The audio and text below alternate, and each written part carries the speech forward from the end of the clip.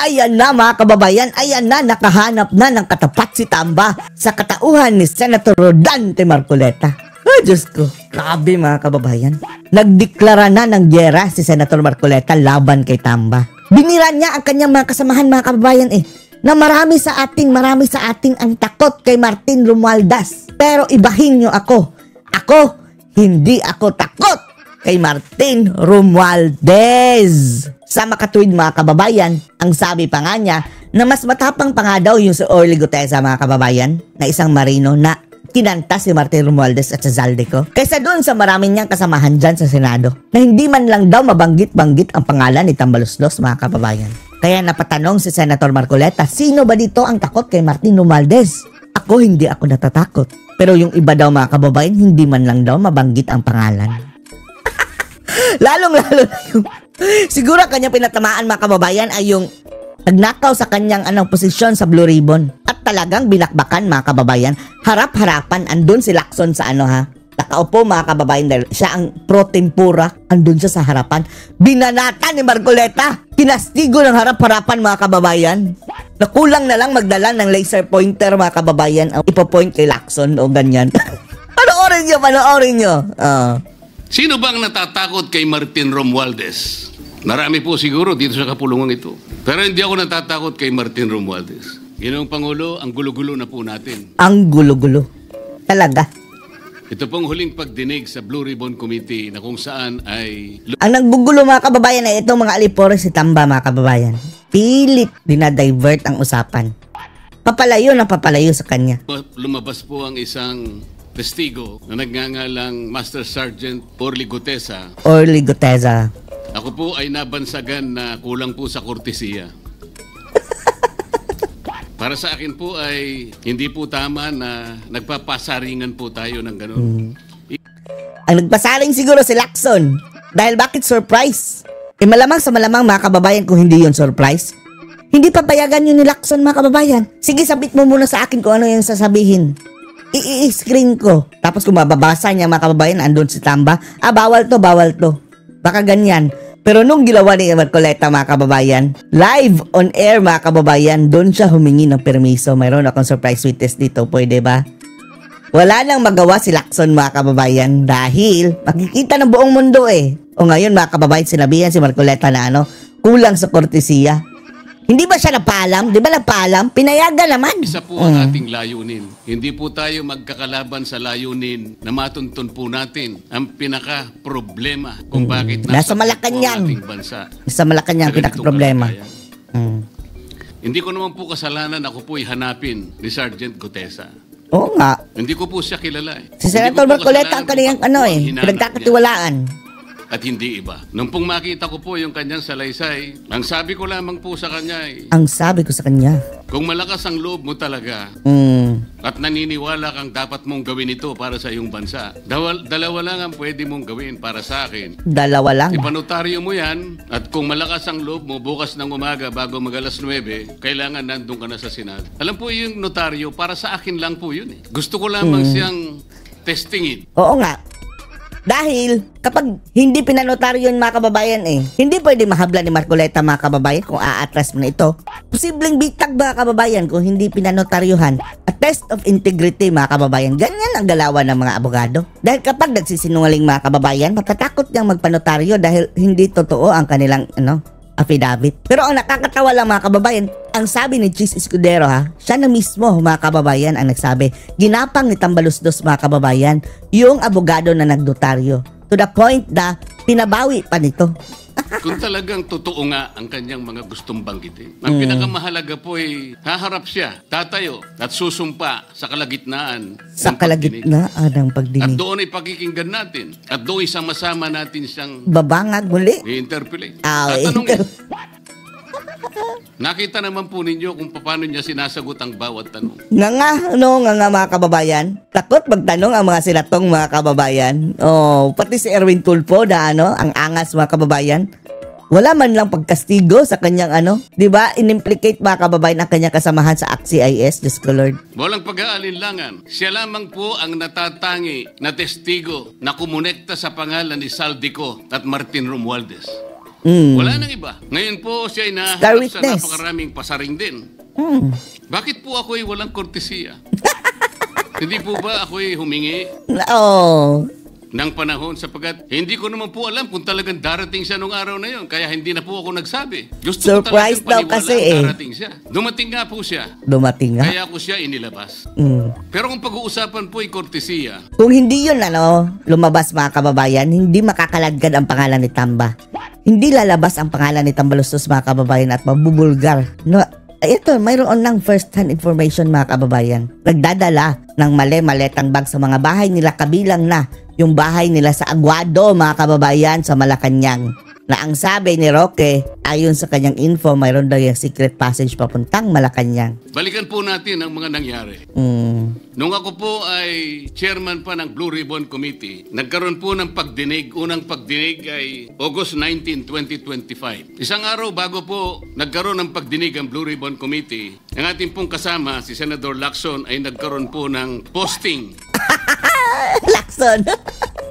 The mortal enemy of Marcoleta. Twitter po yata ito, hindi po ako Oh, wadaldal kasi sa social media si Lacson. Babasahin ko po. Tweet ng tweet. August 20, Si Pinky. 2025. The Senate Blue Ribbon Committee hearing yesterday is akin to the cart going ahead of the horse. Had the cart waited one day, it Nauna pa daw mga kababayan ang kalesa kaysa sa kabayo. would not have missed the details of the truth about the many substandard ghost projects and more that will be exposed in my privileged speech today. Ayan, birahin mo. Ito ba ay courtesy din? Oh, walang Sa akin kortesiya. po palagay, hindi dapat po nagkaroon ng ganitong pagpapasaring.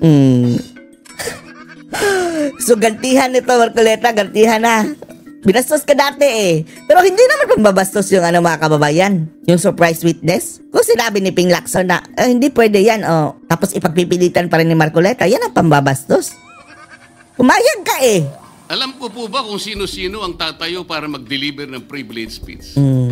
Matagal ko na pong sinabi noon kung kailan po ang pagdinig. Wala po akong itinago. Ngunit kung sasabihin na kung naghintay kami ng isang araw, ay mas marami pa sanang mga detalye at katotohanan ang naihayag. Hindi po ba sinabi ko sa inyo noon, mismong Pangulo ng Republika ng Pilipinas ang nagbigay sa akin ng USB na nandun po lahat ang mga proyektong pinaghihinala na ghost project? May pangalan, nakalakip. Siguro, assignment na yun ni Senator Marcoleta, mga kababayan, kung sino-sino yung in charge sa lugar na yun, mga kababayan. Ayaw ko lamang pong ilabas ng isa-isa sapagkat sa aking pagkakaalam noon, Ginoong Pangulo, mali din po yung binigay na mga coordinates sapagkat ang pinagbasihan nila yung MYPS. Hindi yung PCMA na palagi ko pong binabanggit. Sa mga kapatid, kahit na po yung mga binanggit na projects ng ating kasama, salig po sa mga maling coordination At saka konti lang, pinili lang. Ano ba tong Intel din, bangag mga kababayan? Parang kabobohan din, mali ang coordinates. Nagkataon lang po maganda nga talagang pagkakapresent sapagkat kulang na lang po yung cinematography at saka screenplay. Kung meron pa lang sanang sound effects, baka nandun yun Sound effects? Huwag po sanang ganun magpasaringan tayo. Iisa po ang layunin natin dito Yung matukoy natin kung sino ang merong utak dito. Eto kasi sina Lacson at Soto mga kababayan, halatang halata na ilalayo natin kay Tambalustos basta mapupunta na ang usapan kina Tambalustos at mga kasamahan mga kababayan sa Kongreso na Tamba. Grabe, ilihis natin dito tayo sa sa mga senatong dahil ang purpose din nila yan mga kababayan is ang target nila yung mga pabor mga kababayan kay Sara Duterte. Dahil gusto nilang i-pirate mga kababayan na pumirma sa impeachment ni VP Sara sa February. Na ngayon po ay unti-unti na pong naihayag. Sino bang natatakot kay Martin Romualdez? Hindi. Si Lacson at Soto, pisot. Marami po siguro dito sa kapulungan ito. Marami. Pero hindi ako natatakot kay Martin Romualdez. Hindi ako natatakot kay Martin Romualdez. Go! Marcoleta, go. Hindi ako natatakot. Ngayon po, kino-question po yung notarization ng statement ni Gutesa. Dahil yung babae po, yung abogadong babae, nag-notarize, tinalikuran po niya ang yung kanyang signature, yung kanyang pirma. Nandyan po ba yung assistant natin para ipakita po natin? Ayan po yung huling bahagi ng dokumentong ninotaryo doon sa opisina ng abogadang babae na ngayon ay tinatalikuran niya ang kanyang pirma. Do sa right side po, ayan po yung ninotaryo sa dokumento ni Gutesa. Yung kaliwa po ay iba pong dokumento. Tingnan po ninyo yung pagkakahawig. Ibig po ba ninyong sabihin, Ginoong Pangulo, yun pong notarial details, yun po yung kulay blue, na kung saan nandyan yung PTR, nandyan po yung MCLE number, nandyan po yung kanyang roll number, yung kanyang address. Nakuha po ba ni Gutesa mula sa opisina ng abogada at in-stamp niya? Nagdaka ng stamp? Tapos po yung detalye na nasa bandang... Sabi kasi ni Cheese ginapang mga kababayan yung abogado dyan para i-deny. Dahil ang kalakaran na daw dyan sa notaryuhan mga kababayan, akalain nyo ha, 24/7 notary public, 24 oras, 7 days a week, andyan ang abogado. Ang nangyayari daw dyan mga kababayan, yung mga staff niya mga kababayan ng ganyan, sila na lang ang nagtatatak, nagpipirma kahit wala yung abogado. Yan mga kababayan, the fact na hinayaan na yan ng abogado, napipirmahan ng kanyang staff yung mga notary mga kababayan, pwede niyang ikadisbar yan. Matotrouble tuloy siya yan mga kababayan. Sige, i-deny niya na hindi siya pumirma. Pero, hindi si Gutesa ang may kasalanan. Siya lang din, yung abogado, dahil hinayaan niya mga kababayan ng kanyang staff na pumirma on his behalf or her behalf. Kaliwa, na kung saan makikita nyo, document number, page number, book number, series of 2025. Makukuha po ba ni Gutesa mula sa libro, mula sa notarial register ng abogado? Hindi. Paano niya tingnan po ninyo yung kabila, ganun din. Bakit po natin hahanapan ngayon si Gutesa at sasabihin pa natin dahil lamang tinalikuran ng babaeng nagnotaryo ang kanyang pirma? Pangkaraniwan na po kasi, Ginoong Pangulo, kahit pumunta kayo sa maraming lugar na kung saan nagnunotaryo, hindi nyo po makikita ron ang abogado. Iaabot nyo lang sa kanyang papel ninyo, pagkatapos isosoli niya sa iyo, pagkatapos nyo magbayad. Itatanong po ba ni Ginoong Gutesa bago siya umalis? Tatanungin po ba niya doon sa babaeng kausap niya kung sino man yun, Madam, kayo po bang may pirma nito? Wala pong ganun eh. Ngayon, kung tatalikuran po ng abogado na yon ang kanyang pirma, ako na po mismo ang magdidirect ng prosecution sa kanya para madisbar siya. Sapagkat ginagamit po niya yung opisina na yon. Ayun, madisbar na mga kababayan. Yan tuloy ang consequence mo, abogado. Kung hindi ka nag-ingay, hindi ka mabibisto. Pwede po nating ipakita yung opisina, yung kanya. Ayan po yung kanyang lugar. O tingnan nyo ha. Ang opisina po niya ay sa Ermita. Ngunit yan po yung ginagamit niyang address. Ayan po makikita ninyo. Notary Public 24/7. 24/7, imposible mga kababayan, 24/7, no? Andyan siya. Wala na ba siyang ibang trabaho? Guys, hindi ka, mga kababayan, abogado, hindi mo pwedeng 24/7 ka dyan. Daig pa mga kababayan ang 7-Eleven. Ibig nyo sabihin, nandyan at hindi na natutulog yung abogado na yan. Walang tulugan. Sigurado meron isang tao dyan na pumipirma. At ginagaya na lamang nung kanyang staff o secretary yung pirma niya. Ganyan po palagi. Kalakaran. Kalakaran, ngunit hindi tama. Hindi yan tama. Sa batas po ng notaryo, kailangan nakaharap po yung magnunotaryo sa nagpapanotaryo. Bakit po niya ngayon sinabi na hindi niya pirma yon? Marang hindi niya pirma. Ngunit, hinayaan niya kung sino man ang tao yun. Lagot ka. Madidisbar ka pa. Ahil epal ka. Academic na po yung notaryo. Sapagkat ang tao ay tumayo sa ating kapulungan. Oh, narito pala mga kababayan, 24/7. Binasa niya yung kanyang statement. Yung mga bayarang media nga po, sinasabi po. Bayarang media? Kino-coach ko pa eh. Bakit ko po siya sinabihan? The same mga kababayan. Yung news din na Corina, tanim witness daw mga kababayan. May question mark lang kanyang naratiba nila. Dahan-dahan siya. Dahil po nung panahon na binabasa niya na yung kanyang statement, sinusundan po namin hindi yung buo. binabasa. Binigyan ko po ng kopya ang chairman ng Blue Ribbon Committee. Binigyan ko ng kopya ang ating Senate President at yung aking katabi si Senator Gatchalian dahil 4 lamang pong original ang meron kami. Yung binabasa pala niya ay Xerox copy kaya may naputol sa baba.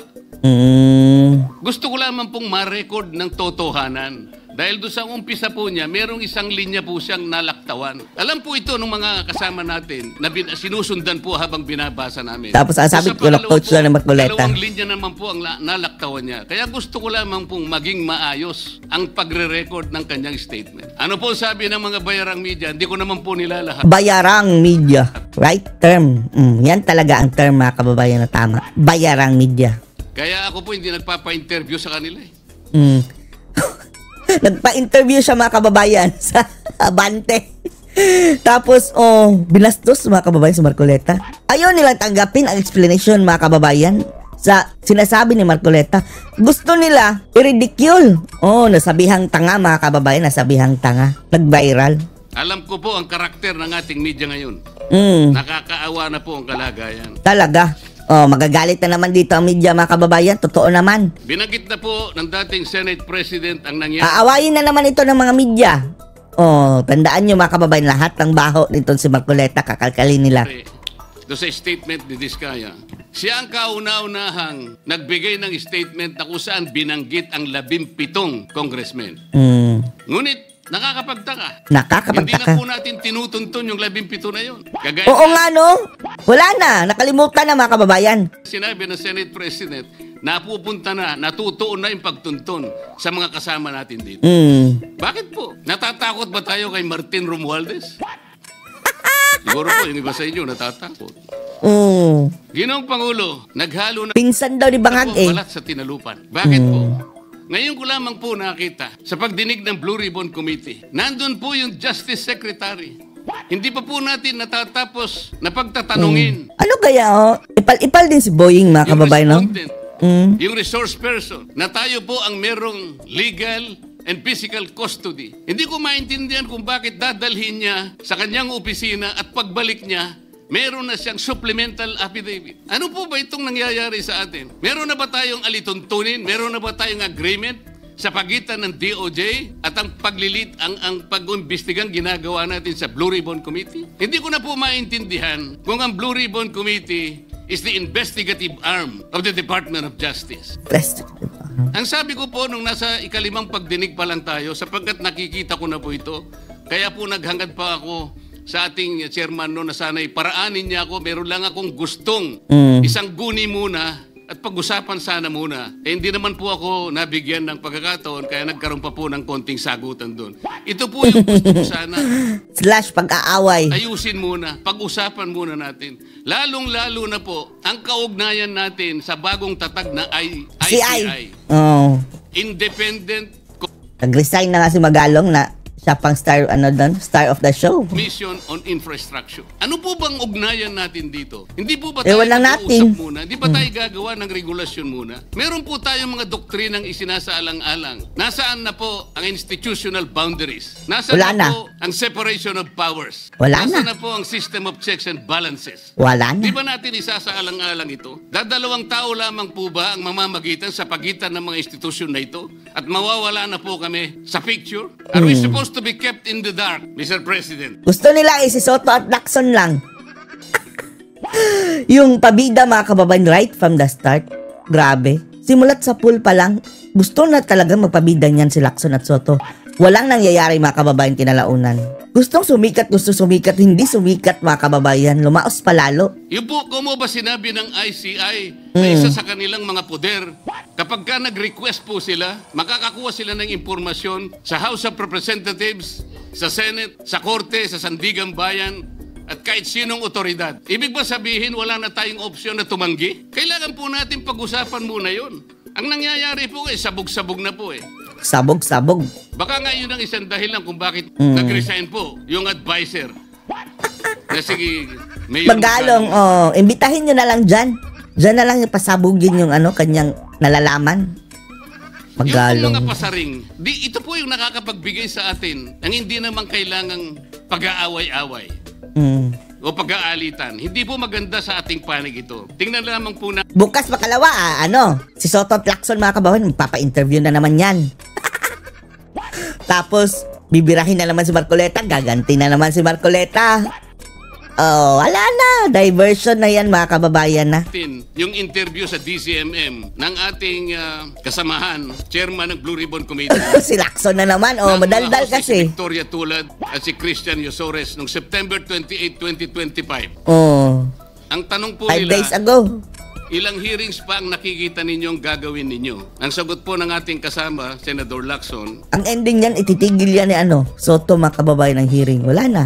Makakalimutan. Yun ang hindi ko pa masabi. Dahil kung may bagong lumalabas na mga testigo at masustansya yung sasabihin. Masustansya? Meron pang mga kakulangan na dapat na mapunuan, magtawag tayo ng pagdinig. Tama naman po yun. Pero ito pong pangalawang saknong. Ang sabi po, pero kung paulit-ulit lang at masa-sidetrack o kaya palihis yung direksyon ng inquiry, yun ang i-assess namin kasi medyo lumihis na. Oh, si Marcoleta na naman ang pinasaringan nila dyan, mga kababayan, na lumihis. Ano po yung lumihis? September 28, dito lumabas si Master Sergeant Orly Gutesa. Lumihis po ba o dumiretso? Mula kay Saldico, ikinonekta po niya kay Martin Romualdez. Oo. Sa akin palagay, dumiretso po, hindi tayo lumihis. Iba kasi ang direksyon nila, Soto at Lacson. Oh, kaya lumihis, mga kababayan. Wag papunta kay Tamba.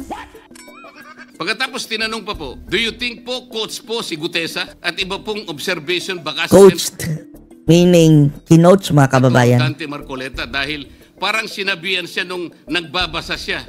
O nalimutan mo, balikan mo itong paragraph na ito. Naipaliwanag ko na po kung bakit ko lamang sa sinansala. At Anong sagot? Balikan mo. Lacson. Sapagkat meron nga po siyang nalalaktawan, base po sa sinusundan namin na binabasa niya na dokumento. Ang sagot po ni Senador Lacson, medyo natawa pa nga siya. Ang ganyan pa? Kaya na humusga sa lahat ng yan. Wow! Oh! Insinuating, mga kababayan. Tapos smirk. Tayo nag-viral na. Siguro, ang sasabihin ko na lang, yung hula nyo, yun ang hula ko. O hula ko, hula nyo. Parang, your guess is as good as mine. Oh, tapos, ang kaharap niya, mga kababayan, yung mga anti-Marcoleta. DCMM, ABS-CBN ba yan? Tanggalan ng prangkisa, meaning, agree siya sa hula ng mga taga-DCMM. Hindi po maganda yung inference, Parang lumilitaw, kinots ko Bilang isang abogado, magmula po nung ako'y maging abogado, inisip hindi ko po ginawa yung mga bagay na ito. Palibasa, ito kasi sina Lacson, mga kababayan, yan ang mga kalibre ni Natore. Parehong PNP chief, mga kababayan Yan talaga mga kaliskis niyan, mga kababayan, silang dalawa. Ipal-ipal, pabida, mga kulang sa pansin, mga kababayan, kulang din sa batok siguro. Kumisan nga ako Hindi na abogado, sila pa yung nagsasabi si One Ball, mga kababayan, gustong suwayin ang Supreme Court. Unanimous mistake! Katulad po ni Saldico. Ang sabi ko lang naman po matunog na yung pangalan niya. Napakaraming sources na nagsasabi, kumukonekta kay Saldico, pwede ba natin siyang imbitahin? Ang sabi po, ayaw, protected, mga kababayan. Sabi, courtesy. Kailangan daw bigyan ng courtesy dahil kongresista, Diyos ko Lord. Hindi na raw siya imbitahin. Nag-resign na. Di ba nag-resign na as congressman, mga kababayan? Zaldico. So, isomo na yan. Interparliamentary courtesy. Ngayon, hindi na kongresista si Zaldico. Pwede na. Nag-resign na, di ba? Ang sabi ko po, ang interparliamentary courtesy hindi po nalalabag kung iimbitahin lang siya. Halimbawa, invitation letter lang. Invitation lang naman, di ba? Nagawa ko po yun kay Congressman Toby Chanco. Voluntaryo po yun Kung darating siya, salamat. Kung hindi siya darating, okay lang. Ngunit, ang pinag-uusapan natin ay problemang kasangkot na po kinabukasan ng ating bansa. Kaya nga. Sasabihin ba natin interparliamentary courtesy? Courtesy sa mga kurakot, mga kababayan. Let's say talaga yung si Lacson, Ay, nako. Yung Lacson at Soto na yan, mga kababayan. Hudas. Nakikinig po ang buong bayan. Tatakpan po ba natin dahil sa interparliamentary courtesy? Tatakpan pa rin. Nakasulat po ba sa batas? Harap-harapan. Absolute po ba yun? Hindi. Yun po yung aking ikinasasama ng loob Hindi po tayo dapat mag-away-away. Iisa po mag-away na ako, mag-away-awayin na yan si Soto at Lacson, mga kababayan. Mga hudas na yan. Ating layunin. Ang ating bansa ang pinaka-importante. Itbulaga. Para sa kanila, ang ating bansa ay Itbulaga. All for the show. All for the show. Achichi. Sa ating lahat. Bakit po kinakailangang ilihis natin? Bakit po tayo gagawa ng paraan para pagtakpan po natin ang hindi dapat pagtakpan? Mga hudas Ginoong Pangulo, Ngayon po ay masasabi ko, Na si ano? Master Sergeant Orly Gutesa ay mas credible pa po kaysa sa marami sa atin dito sa Oh, kapulungan. talaga. Marine. Si Master Sergeant Orly Gutesa mas matapang kaysa sa mas marami dito sa ating kapulungan. Dahil dyan mga kababayan, hindi man lang mabanggit ang pangalan ni Tamba. Marami Maraming sila. salamat po, Ginoong Pangulo. Oh, maraming salamat. Thank you. Ayun, sa bola. Andun pa naman sa harapan. Kumusta? Pinalatan ka na ikaw na sa center stage. Kulang na lang mag-laser point mga kababayan. Si Marcoleta andun. O, tinuturo si si Lacson. Pro tempura pala siya mga kababayan, no? O, parang little Senate President. Andun sa harapan, binalatan. Thank you, Senator Marcoleta. Thank you. Thank you sa pagbanat sa akin. Majority Leader. Oh, natawa. Oh, Lacson, oh. Lalong kumulubot ang mukha. Oh. Ay, nako, ay, nako. Anong masasabi niyo dito mga kababayan? Post your comments below.